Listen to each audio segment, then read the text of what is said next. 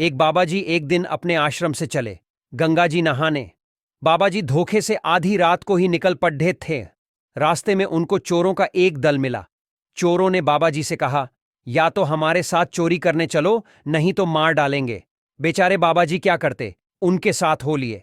चोरों ने एक अच्छे से घर में सेंध लगाई। एक चोर बाहर रहा और सब भीतर गए। साधु बाबा को भी वे लोग भीतर ले गए। चोर तो लगे संदूक ढूंढने, तिजोरी तोड़ने। बाबा जी ने देखा कि एक और सिंहासन पर ठाकुर जी विराजमान हैं। उन्होंने सोचा, आ गए हैं तो हम भी कुछ करें। यह ठाकुर जी की पूजा करने बैठ गए। बाबा जी ने चंदन घिसा, धूप बत्ती ठीक की और लगे इधर उधर भोग ढूंढने। वहां कुछ प्रसाद था नहीं। सोचा, ठाकुर जी के जागने पर कोई सती सेवक आ जाएगा तो उससे भोग मंगा लेंगे। ठाकुर जी तो रेशमी दुपट्टा ताने सो रहे थे पूजा के लिए।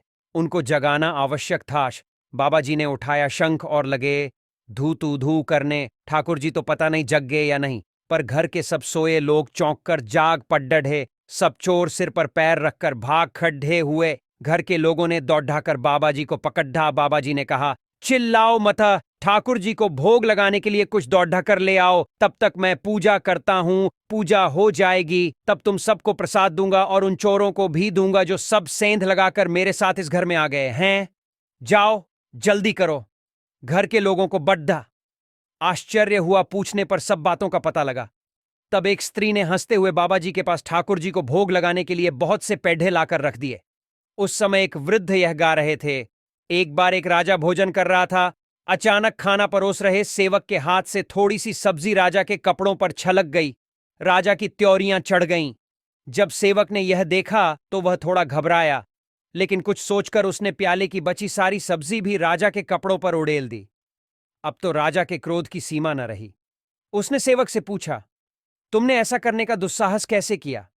सेवक ने अत्यंत शांत भाव से उत्तर दिया, महाराज, पहले आपका गुस्सा देखकर मैंने समझ लिया था कि अब जान नहीं बचेगी, लेकिन फिर सोचा कि लोग कहेंगे कि राजा ने छोटी सी गलती पर एक बेगुनाह को मौत की सजा दी।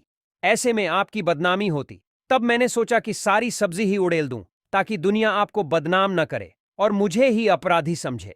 राजा को उसके जवाब में एक गंभीर संदेश के दर्शन हुए और पता चला कि सेवक भाव कितना कठिन है।